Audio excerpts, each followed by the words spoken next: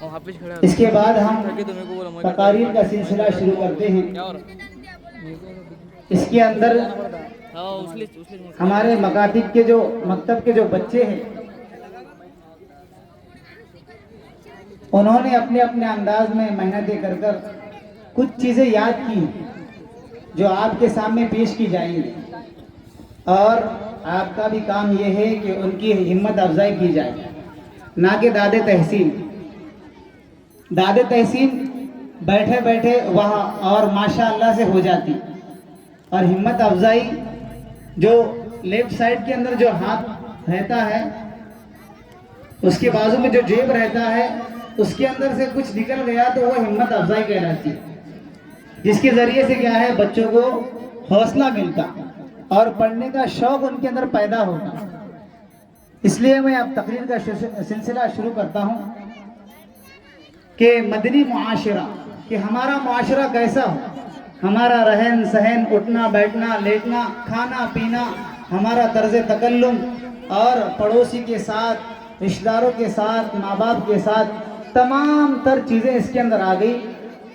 اس کے اندر ہم زندگی کیسے گزارنا، اس کے متعلق ایک ہمارے مکتب کی چھوٹی سی طالب علمہ ہیں عالیہ عبدالقدیر، میں دعوت دیتا ہوں وہ آئے اور معاشرے کے اوپر اپنی تقریر کو ان سامعین کے درمیان بیان کریں۔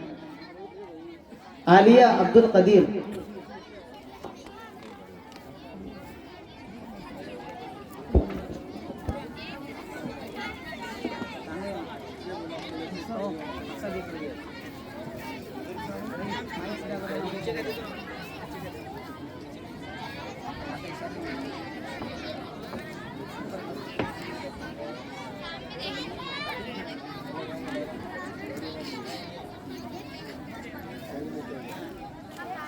बाप रे, अमन क्या गौर से सुन रहे थे? क्या गौर से देख रहा? क्या हो गया हमारा अमन? तो खामोश बैठे वाला इनाम लेने गया बेटा तू? हाँ, मालूम मुझे।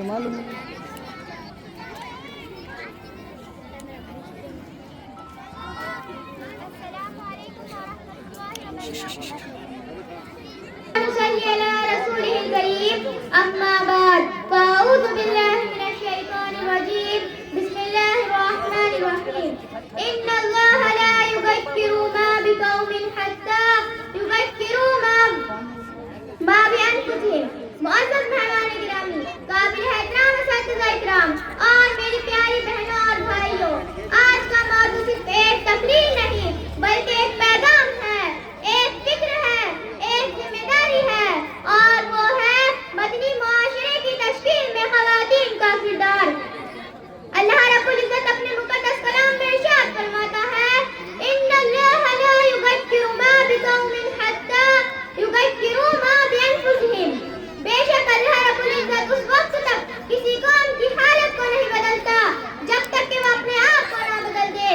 اللہ کے حبیب صلی اللہ علیہ وسلم نے فرمایا کلکم راع وکلکم مسئول عن رعیتہ، کہ تم سب کے سب ذمہ دار ہو اور تم سے تمہارے ذمہ داریوں کے بارے میں سوال کیا جائے گا۔ والمرأة راعیۃ فی بیت زوجہا، اور عورت جو اپنے شوہر کے گھر کی ذمہ دار ہے اس سے اس ذمہ داری کے بارے میں سوال کیا جائے گا۔ یہ حدیث عورت کے مقام و مرتبے اور ذمہ داری کو واضح کرتی ہے کہ عورت کو کس طرح کی زندگی گزارنی چاہیے۔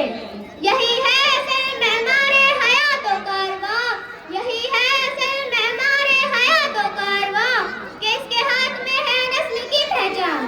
مدنی معاشرہ وہ ہے جہاں حیا ہو، ایمان ہو، اخلاق ہو، اور یہ سب ماں کی گود سے پیدا ہوتا ہے۔ ماں کی آغوش میں پلتی ہے تقدیر جہاں، ماں کی آغوش میں پلتی ہے تقدیر جہاں، یہی ہستی ہے بدل دیتی ہے رخ کارواں۔ معزز سامعین اکرام، یعنی جس قدر ماں میں حیا ہوگی، ایمان ہوگا، اخلاق ہوں گے، اسی قدر اولاد میں حیا، ایمان اور اخلاق ہوں گے۔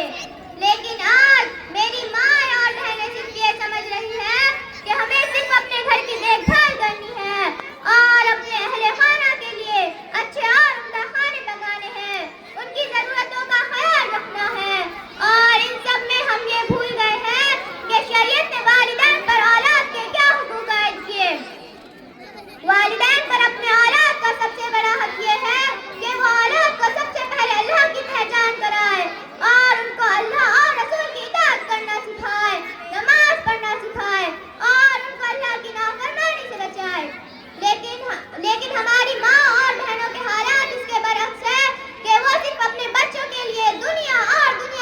مسئلوں کو ضروری سمجھ رہی ہے اور دنیا کا فیوچر بنانے کے لیے ہر وہ اسباب اختیار کر رہی ہے جس سے کہ اولاد کو دنیا میں کوئی مشکل نہ آئے.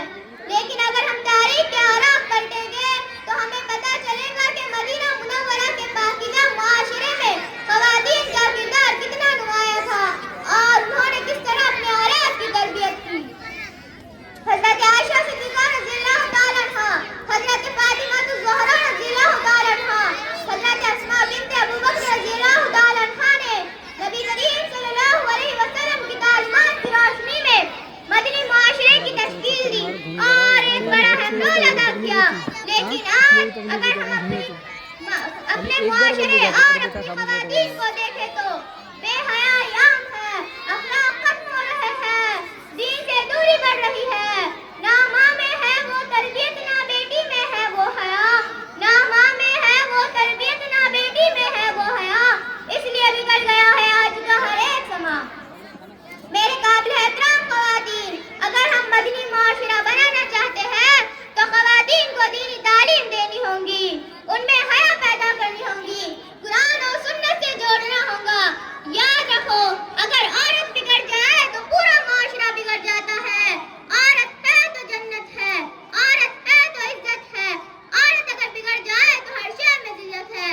لیکن اگر ہم اپنی بیٹیوں کو دین سے جوڑیں تو نہیں ہے نا امید اقبال اپنی کشتے ویرا سے، نہیں ہے نا امید اقبال اپنی کشتے ویرا سے. ذرا نم ہو تو یہ مٹی بڑی درخواست ایسا کی.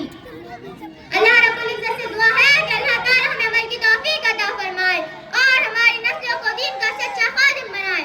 وآخر دعوانا الحمدللہ رب العالمین. ماشاء اللہ، الحمدللہ. سدھر جائے اگر انسان تو بدل جائے زمانہ، سدھر جائے اگر انسان تو بدل جائے زمانہ، یہی ہے معاشرے کی اصلاح کا افسانہ. ماشاء اللہ، بہت ہی پیارے انداز میں اس بچے نے معاشرے کے اوپر تقریر کو بیان کیا ہے. اب میں ان حضرات سے مؤدبانہ درخواست کرتا ہوں جو باہر کھڑے ہوئے ہیں، آپ کے سامنے بہت ساری جگہ خالی ہے، آپ یہاں پر تشریف لائیں اور بیٹھ جائیں اور جلسے کی رونق کو بڑھائیں. آپ سے درخواست کرتے ہیں آ کر یہاں پر بیٹھ جائیں اطمینان کے ساتھ. ماشاءاللہ، اس بچے کی تقریر کو سن کر بہت سارے حضرات نے ان کو انعامات سے نوازا ہے. اللہ تبارک و تعالیٰ دینے والوں کو بھی جزائے خیر نصیب فرمائیں. میں درخواست کرتا ہوں اس بچی سے ابھی جو تقریر کی ہے وہ اپنا انعام آ کر لے جائے.